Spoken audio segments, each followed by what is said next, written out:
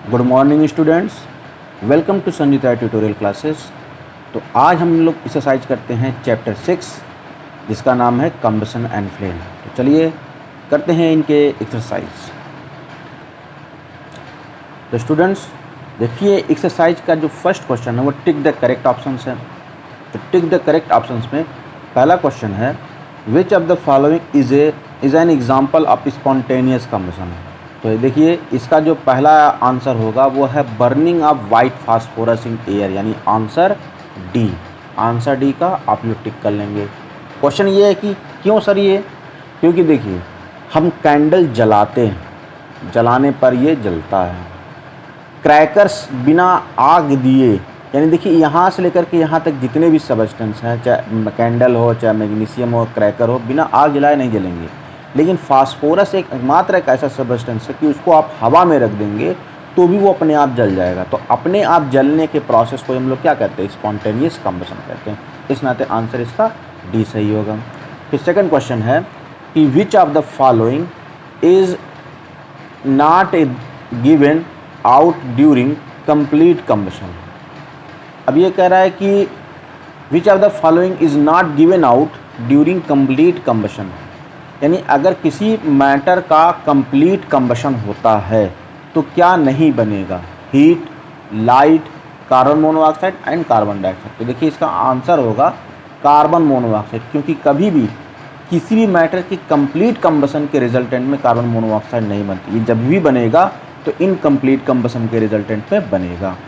Third question है एक combustible substance does not burn in the absence of. जाहिर सी बात है चीज़ें नहीं जलती हैं किसकी अनुपस्थिति में, तो एक combustible substance does not burn in the absence of, तो ऑक्सीजन के उपस्थिति में, इन ऑक्सीजन की अनुपस्थिति में कभी नहीं जलती हैं। चौथा, the colour of the cooking gas flame is. Cooking gas का कलर फ्लेम क्या होगा, तो इसका आंसर होगा ब्लू। तो नेक्स्ट है which of the following gas can lead to the death of person. इनमें से कौन सी गैस उस इंसान को मृत्यु तक पहुंचा सकती है। तो देखिए कार्बन मोनोऑक्साइड एक जहरीली गैस होती है, बाकी सब तो नॉर्मल गैस होती है। अगर कार्बन मोनोऑक्साइड आप ज़्यादा मात्रा में सूंघ लेते हैं तो आपकी मौत हो सकती है। इस नाते इसका आंसर डी सही होगा, क्योंकि ये बहुत पॉइजनस गैस है। Question number 6, fire fighting operation work on the principles of. Fire fighting operation किसके प्रिंसिपल पे वर्क करता है, तो इसका आंसर डी सही होगा, यानी जिसमें ए और बी दोनों सही हो। यानी लोअरिंग द इग्निशन टेम्परेचर ये भी आप करते हैं, और दूसरा cut off the air supply, और उसका हम ऑक्सीजन सप्लाई भी कट करते हैं। ये दो प्रिंसिपल पे हमारा फायर फाइटिंग ऑपरेशन वर्क करता है। तो चलिए बच्चों अब आ जाते हैं फिल इन दी ब्लैंक्स की तरफ। हाँ बच्चों, तो देखिए इसका पहला क्वेश्चन में क्या भरा जाएगा, is the rise the average temperature of earth atmosphere. वो कौन सी गैस है जो हमारे अर्थ के एटमॉस्फेयर को का एवरेज टेम्परेचर बढ़ाती है, तो वह है कार्बन डाइऑक्साइड। इसी की वजह से ग्रीन हाउस इफेक्ट क्रिएट होते हैं। दूसरा है the polluted rain contain sulphuric acid and nitric acid is called. उसको हम लोग क्या कहते हैं, एसिड रेन कहते हैं। तीसरा, complete combustion of wax vapour takes place in the outermost zone of the candle flame. चौथा, the foam type fire extinguisher, जैसे जो फोम टाइप फायर एक्सटिंग्विशर है उसमें क्या भरा होता है, उसमें सैपोनिन ऐड होता है to sodium bicarbonate to produce the carbon dioxide. पाँचवा, LPG is a clean fuel. और 6 है hydrogen gas hydrogen gas has a high calorific values. उसके बाद आ जाते हैं बच्चों वेरी शॉर्ट आंसर क्वेश्चन की तरफ। हाँ बच्चों, तो आ जाते हैं वेरी शॉर्ट आंसर क्वेश्चन में। यहाँ पे पहला क्वेश्चन है what is meant by combustion. Combustion का क्या मतलब होता है, तो देखिए मैंने यहाँ पे इसके पेज नंबर 64 पे मैंने इसको इंडिकेट करके रखा हुआ है। तो आइए देखते हैं पेज नंबर 64। तो पेज नंबर 64 में आप यहाँ पे देखे हैं a chemical process in which the substance burn in presence of oxygen and to give heat light may not be produced is called combustion। यहाँ पर combustion का डेफिनेशन है। तो आप ये पूरी black line question number first में आप राइट डाउन कर लेंगे। हाँ बच्चों, तो सेकंड क्वेश्चन के आंसर में name any two solid fuel, wax लिख लीजिएगा, वुड लिख लीजिएगा या कोल भी लिख सकते हैं। वैक्स तो फ्यूल की तरफ नहीं, आप कोल लिख लीजिए सीधे, इसको कैंसिल करके आप COAL कोल लिख लेंगे। उसके बाद which causes the green house effect, तो कार्बन डाइऑक्साइड CO2 गैस। और चौथा है name a liquid fuel that is highly inflammable, वो है पेट्रोल। हाँ बच्चों, अब शॉर्ट आंसर टाइप क्वेश्चन पे आ जाते हैं। क्या करें कि which zone of candle flame is luminous and why, तो इसका आंसर होगा मिडिल जोन। अब इसका आंसर वाई क्यों है, तो आ जाते हैं पेज नंबर 70 पर। तो बच्चों ये पेज नंबर 70 है, यहाँ पर आप देख रहे हैं, यहाँ पे मैंने अंडरलाइन करके रखा हुआ है, क्योंकि यहाँ पे पेज नंबर 70 के ठीक ऊपर जहाँ पे मिडिल जोन लिखा हुआ है, there is not enough air to complete burning of the wax vapour, the partial burning of wax vapour produce carbon particle and carbon monoxide, the unburnt carbon particles, सबसे ऊपर की तरफ चले जाएंगे, become hot and emit yellow light, so it is the glow of hot carbon particle that makes the middle zone of the luminous। तो आप कहेंगे sir ये तो बहुत बड़ा हो जा रहा है, तो जब बहुत बड़ा हो जा रहा है तो आप बच्चों केवल क्या कर लीजिएगा, यहाँ पे लिखे द अनबर्न कार्बन पार्टिकल, यहाँ से बाकी सब छोड़ दीजिएगा, the unburnt carbon particle become hot and emit yellow light, so it is glow of hot carbon particle and makes the middle zone of the flame luminous। इतना लिख लीजिएगा, ठीक है। हाँ स्टूडेंट्स, तो पेज क्वेश्चन है कि how is it possible that water can be boiled in the paper cup without burning it, तो देखिए पेज नंबर 67 पर इसका आंसर मिल जाएगा। हाँ स्टूडेंट, तो आप यहाँ पे देख रहे हैं पेज नंबर 67, और पेज नंबर 67 में ये जो एक एक्सपेरिमेंट था, एक्टिविटी 3 है, ये जो है ये ऊपर देख लीजिए, ये एक्टिविटी 3 है, और इस एक्टिविटी 3 पे इसका जो ऑब्जर्वेशन है, उस ऑब्जर्वेशन में आपने यहाँ पर देखिए, मैंने यहाँ पे उस क्वेश्चन को मैंने मार्क करके रखा हुआ है, the heat supply to the paper cup is transfer to the water by conduction, thus paper cup does not reach its ignition temperature and does not burn। यहाँ तक ना आप लिख लीजिएगा, 1 2 3 4, ये 4 लाइन लिख लीजिएगा। तो स्टूडेंट्स आ जाते हैं क्वेश्चन नंबर 3 की तरफ। तो क्वेश्चन नंबर 3 में देखिए मैंने इसका आंसर मार्क करके रखा हुआ है पेज नंबर 64। पहले देखिए क्वेश्चन क्या कह रहा है, what is combustible and inflammable substance. तो देखिए यहाँ पे दो क्वेश्चन है, कम्बस्टाइल और इनफ्लेमेबल।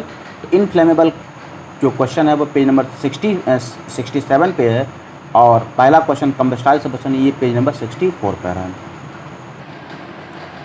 हाँ स्टूडेंट्स, ये पेज नंबर यहाँ पे देख लीजिए, पेज नंबर 64 है, और इस पेज नंबर 64 पे the substance that burn easily in air to produce heat and light and may not be produce called combustible substance, ये आपको उसका आंसर मिल जाएगा, D3 का आंसर। उसके बाद उसका जो नेक्स्ट क्वेश्चन है, हाँ तो बच्चों आ जाते हैं पेज नंबर 67 पर, और पेज नंबर 67 के सबसे अपवर्ड डायरेक्शन में, और अपवर्ड डायरेक्शन में कहाँ पर, यहाँ पर जहाँ पर मैंने मार्क करके रखा हुआ है। तो आइए देखते हैं यहाँ पर क्या लिखा हुआ है। लिखा है the substance that have very low ignition temperature and can be easily cot fire with flame called inflammable substance, जैसे LPG, कैरोसिन, अल्कोहल, पेपर। तो ये दो क्वेश्चन आप यहाँ से बैठ के लिख लेंगे, एक पेज नंबर 64 पर है और एक पेज नंबर 67 पर है। तो नेक्स्ट क्वेश्चन है what is meant by flame. तो आपको देखिए पेज नंबर 69 मैंने मार्क करके रखा हुआ, तो चलते हैं पेज नंबर 69 पे। हाँ बच्चों, तो page number 69, a flame is a region where the combustion of fuel takes place to produce heat and light called flame. देखिए यहाँ पर फ्लेम का डेफिनेशन यहाँ पर मैंने आंसर भी मार्क करके रखा D4 का, तो ये आप लिख लीजिएगा। देख लीजिए ये पेज नंबर कितना है, पेज नंबर है ये 69। हाँ तो स्टूडेंट्स अब आ जाते हैं क्वेश्चन नंबर 5 के अंदर, what is meant by ignition temperature. तो इसका आंसर मिलेगा पेज नंबर 66 पर। हाँ तो बच्चों क्वेश्चन नंबर 5 का आंसर यहाँ पर है। तो क्वेश्चन नंबर 5 का आंसर यहाँ पर मिलेगा इग्निशन टेम्परेचर वाला। The lowest temperature to which a substance must be heated to catch fire and start burning is called its ignition temperature. उसके बाद देखिए क्वेश्चन नंबर 6 देखिए, डिफाइन द कैलोरीफिक वैल्यू। तो इसका आंसर मिलेगा पेज नंबर 72 पे। तो हाँ बच्चों देखिए पेज नंबर 72 और 72 के ठीक ऊपर, the amount of heat energy produced on the complete combustion of 1 kg of fuel is called it's calorific value. तो ये आंसर है, आप इसको राइट डाउन कर लीजिएगा। तो student question number 7, what is meant by spontaneous combustion. तो आप फिर चले जाएंगे पेज नंबर 65 पर। तो स्टूडेंट्स यहाँ पर आपको देखिए पेज नंबर ये 65 है, और इस पेज नंबर 65 के ऊपर जहाँ पर आपको ये ऐसी ड्राइंग दिखाई दे, इस ड्राइंग के ठीक ऊपर, the spontaneous combustion when A combustible substance burn on its own without the help of any external heat is called spontaneous combustion. मैंने आपको बताया था ना बर्निंग ऑफ फास्फोरस, तो ये उसी का एग्जाम्पल नहीं आता है। उसके बाद शॉर्ट आंसर टाइप क्वेश्चन में देखिए यहाँ पर पहला क्वेश्चन है, why is an incomplete combustion of fuel more harmful to human beings. यही है कि इनकम्प्लीट कंबशन ऑफ फ्यूल इंसानों के लिए नुकसानदायक क्यों होता है। तो इसका भी आंसर मैंने पेज नंबर 73 पे लिखा, लेकिन इसका आंसर आप जान जाइए कि जब भी इनकम्प्लीट कंबशन होगा तो उससे कार्बन मोनोऑक्साइड गैस बनेगा, और कार्बन मोनोऑक्साइड गैस बहुत ही पॉइजनस गैस होती है। तो चलिए देख लेते हैं इसका आंसर पेज नंबर 73 पर। हाँ स्टूडेंट्स ये पेज नंबर 73 है, और यहाँ पर जो टाइटल लिखा हो कार्बन मोनोऑक्साइड, तो इस कार्बन मोनोऑक्साइड में मैंने जो अंडरलाइन किया हुआ है कि आप केवल उतना उतना ही लिखिएगा। क्या लिखा है कि when fuel burn in insufficient supply of oxygen its leads to the incomplete combustion of the fuel and produced carbon monoxide. इतना आप लिख लेंगे, फिर उसके बाद वो लाइन छोड़ करके आप सीधे आ जाएंगे इस लाइन पे, the carbon monoxide is very poisonous gas, और फिर उसके बाद लास्ट में यहाँ पर आ जाएंगे, this can leads to the suffocation and may cause death. तो इतना आप लिख लेंगे, जितना अंडरलाइन है बस उतना लिखेंगे, बाकी सब छोड़ देंगे। यानी पहले आप यहाँ लिखेंगे, फिर ये लिख लेंगे, फिर ये लिख लेंगे, फिर ये, फिर इतना ला के छोड़ देंगे, फिर यहाँ से इतना पूरा, फिर यहाँ से ला के छोड़ देंगे, फिर आप इतना, this can lead to the suffocation and may cause even death. तो इतना आप लिख लेंगे। तो यहाँ पर बच्चों क्वेश्चन नंबर 2 है, Nikita is reading a book in her balcony. Suddenly he observed fire at her neighbor's house in the kitchen. She immediately rushed to inform the old lady, who is only one there. Finding the overturned kerosene can be caused fire, Nikita immediately opened the fire extinguisher and put out the fire. ये आपका statement है। अब इस statement पे आधारित आपके ये सारे क्वेश्चन हैं। तो क्वेश्चन ये पहला, why do you think Nikita used fire extinguisher and not water. अब यही क्वेश्चन है कि निकिता ने फायर एक्सटिंग्विशर क्यों यूज किया जबकि पानी क्यों नहीं यूज कर सकती थी। तो देखिए मैंने इसका आंसर मैंने लिखा हुआ, आप यही आंसर लिख लीजिएगा। तो लिखिएगा because kerosene fire do not put out by water. कहने मतलब कि कैरोसिन का जो आग लगता है उसको पानी से बुझा नहीं सकते, क्योंकि वो तेल होता है और तेल बहुत तेज़ी से आग पकड़ता है और वो हल्का होने की वजह से तेल के ऊपर आ जाता है। तो इस नाते तेल की आग को कभी पानी से नहीं बुझाया जा सकता। बी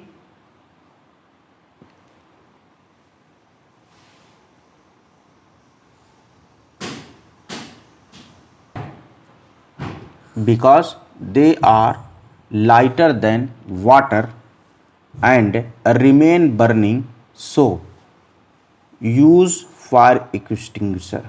इस नाते उसने क्या यूज किया, फायर एक्सटिंग्विशर को यूज किया।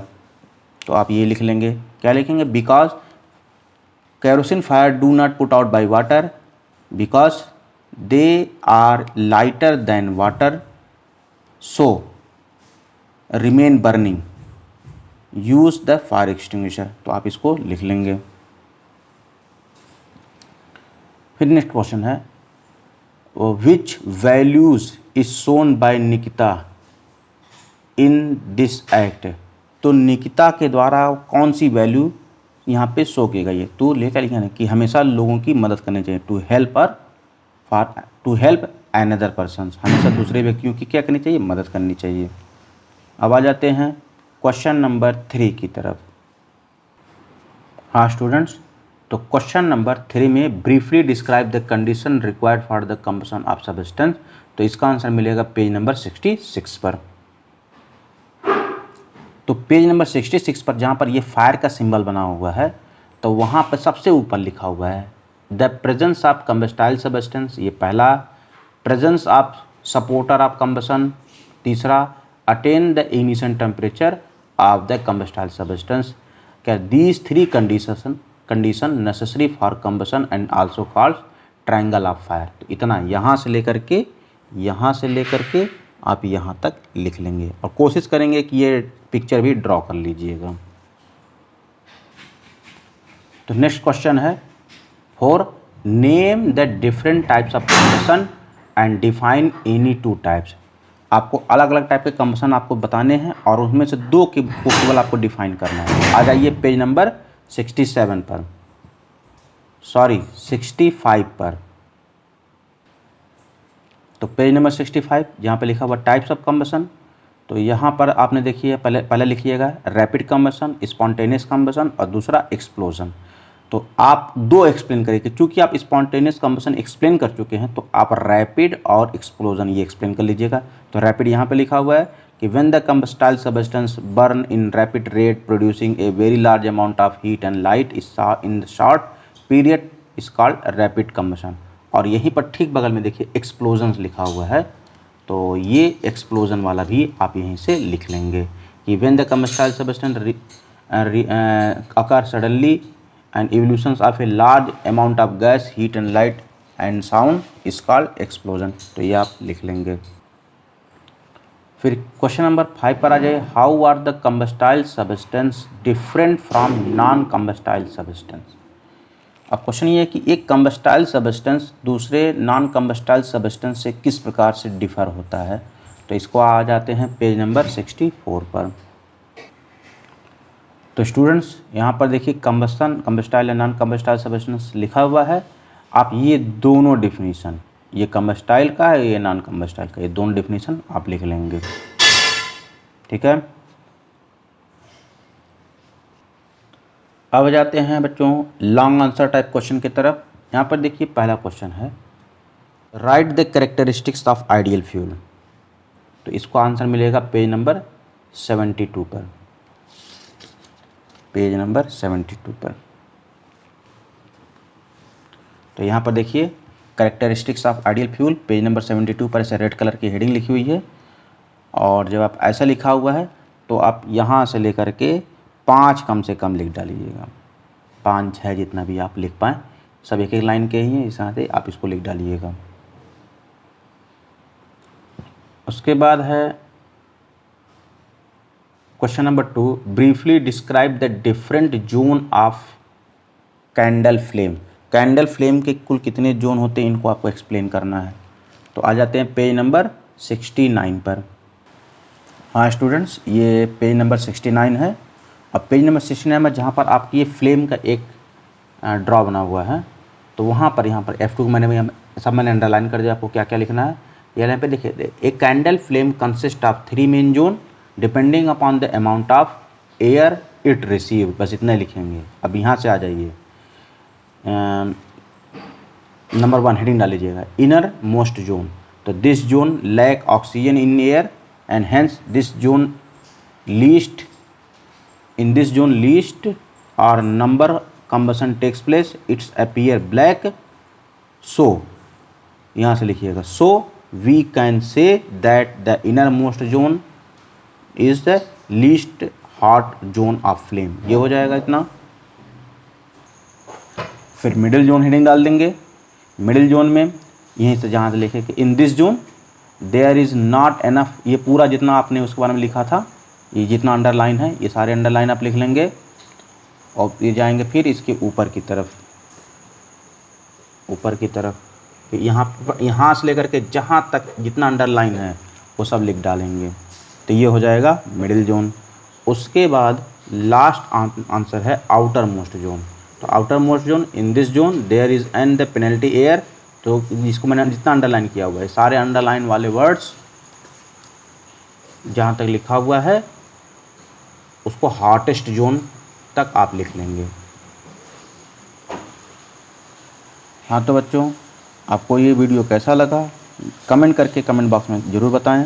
लाइक शेयर सब्सक्राइब कर दें और अगर आपको कोई क्वेश्चन न समझ में आ रहा हो तो कमेंट बॉक्स में उस क्वेश्चन को ज़रूर लिख दें और मैं आपको डायरेक्ट उस क्वेश्चन के आंसर दे दूँगा।